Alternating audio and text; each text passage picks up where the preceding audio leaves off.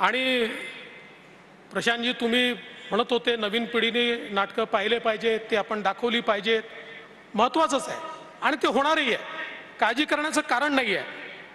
आता बघा, केवळ महाराष्ट्रापुरतं नाही, आम्ही प्रशांतजींना कधी फोन केला, प्रशांतजी काय आहे, ते कधी सांगतात बस पुढच्या महिन्यात युकेला जातोय, त्या ठिकाणी आमचा प्रयोग आहे, मग कधी USA ला प्रयोग आहे.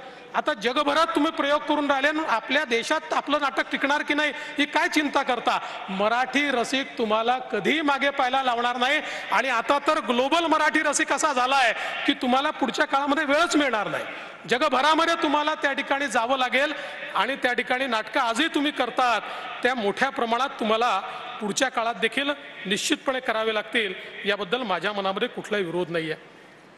खरं म्हणजे आज या निमित्ताने मला असं वाटतं की विविध प्रकारची जी काही नाटकं आपल्याकडे होतात, जी नाट्य चळवळ आपल्याकडे चालते, हौशी, समांतर, प्रायोगिक, व्यावसायिक, या ज्या काही परंपरा आहेत, या सगळ्या परंपरांनी आणि ज्याचा उल्लेख सुधीर भाऊंनी केला आहे, म्हणजे आमच्याकडे झाडीपट्टी नाट्य महोत्सव आहे, आमच्याकडे दंडार आहे, इतक्या मोठ्या प्रमाणात लोकांचं मनोरंजन त्यात होतं. आणि राजकीय नेत्यांना तर सगळं सोडून प्रत्येक ठिकाणी आपली हजेरी लावावी लागते, कारण त्याशिवाय आम्हाला, म्हणजे आम्ही पाहिलं की नाही पाहिलं, पण तिथे जर हजर झालो नाही तर आम्हाला मतं देखील मिळत नाहीत. लोक एवढा विश्वास आहे की आपला नेता हा त्या ठिकाणी पाहायला आलाच पाहिजे.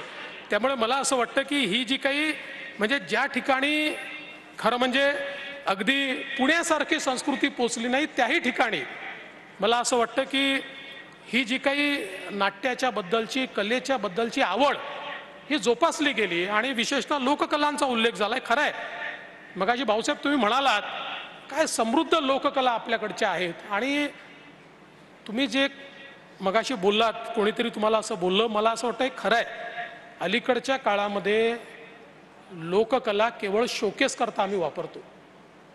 कुठलाही कार्यक्रम असला तर त्या कार्यक्रमामध्ये थोड्या लोककला दाखवल्या की आपलं कर्तव्यपूर्ती झाली असा आपला समज आहे. पण निश्चितपणे मला विश्वास आहे की सुधीर भाऊंसारखा एक अतिशय सक्षम आणि संवेदनशील सांस्कृतिक मंत्री आपल्याला मिळाला आहे.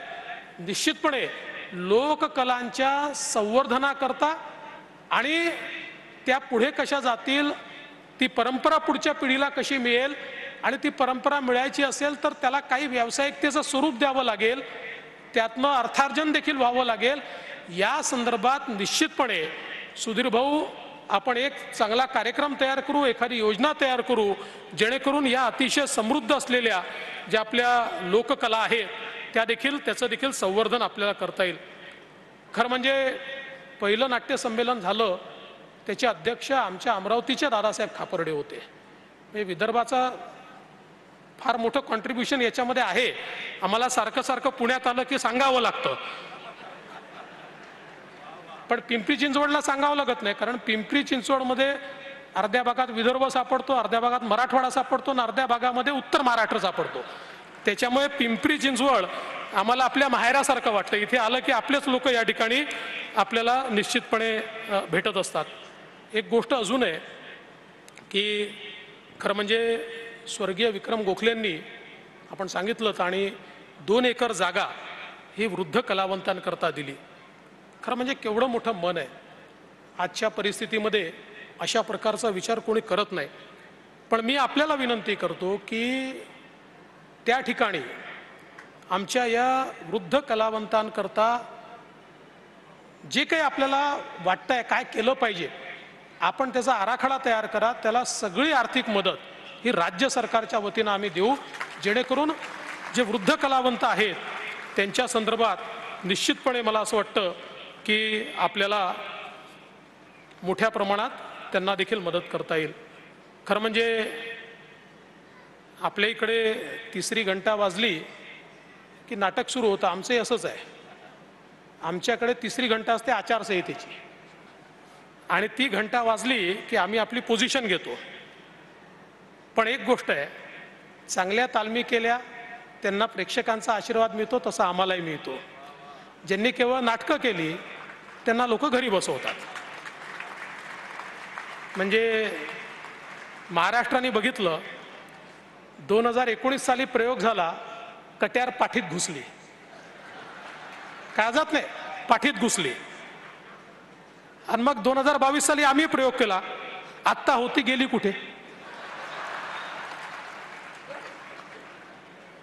त्याच्यामुळे अशा प्रकारचे प्रयोग हे चालूच असतात. पण या निमित्ताने मी आपल्याला एवढंच आश्वस्त करण्याकरता या ठिकाणी आलो आहे की शेवटी कला, साहित्य, नाट्य, संगीत या सगळ्या गोष्टी समृद्ध परंपरेचा वारसा सांगतात. कुठलंही राजकीय नेतृत्व जे असतं, या राजकीय नेतृत्वाची ही देखील जबाबदारी असते की आपल्या समाजाला समृद्ध करायचं असेल तर केवळ भौतिक नाही तर मानसिकदृष्ट्या, इमोशनली, संवेदनशीलता या सगळ्या गोष्टीत आपला समाज समृद्ध झाला पाहिजे. आणि आपण जगामध्ये कुठल्याही सभ्यतेला समृद्ध सभ्यता तेव्हाच म्हणतो की ज्यावेळी त्या सभ्यतेमध्ये कला आणि साहित्याचा विकास झालेला आपल्याला पाहायला मिळतो. समृद्धीची खरी निशाणी ही ती आहे. आणि म्हणून निश्चितपणे आम्ही देखील आमचं कर्तव्य म्हणून, म्हणजे जनतेने आम्हाला या ठिकाणी जे काही अधिकार दिले आहेत, त्या अधिकारांनी जे कर्तव्य आमच्यावर ठेवलेले आहेत, ते कर्तव्य म्हणून निश्चितपणे या चळवळीच्या पाठीशी उभं राहू. आणि ज्या ज्या गोष्टी आपण सांगितलेल्या आहेत, जब्बार पटेलजी आपण देखील सांगितलेल्या आहेत, निश्चितपणे त्या गोष्टी पूर्ण करण्याकरता आवश्यक ते सगळं पाठबळ, अर्थबळ हे त्याच्या पाठीशी उभं करू, एवढंच या निमित्ताने सांगतो. आणि पिंपरी चिंचवडनी भाऊसाहेब इतकं चांगलं हे संमेलन आयोजित केलं, त्याबद्दल आयोजकांचे अतिशय मनापासून मी आभार मानतो, अभिनंदन करतो. आणि आता सोलापूरकरांनी त्या ठिकाणी पुढचं काम हातामध्ये घेतलं आहे, त्यामुळे ते देखील अतिशय उत्तम प्रकारे हे कार्य पूर्ण करतील हा विश्वास या निमित्ताने व्यक्त करून मी माझे 2 शब्द संपवतो. धन्यवाद. जय हिंद, जय महाराष्ट्र.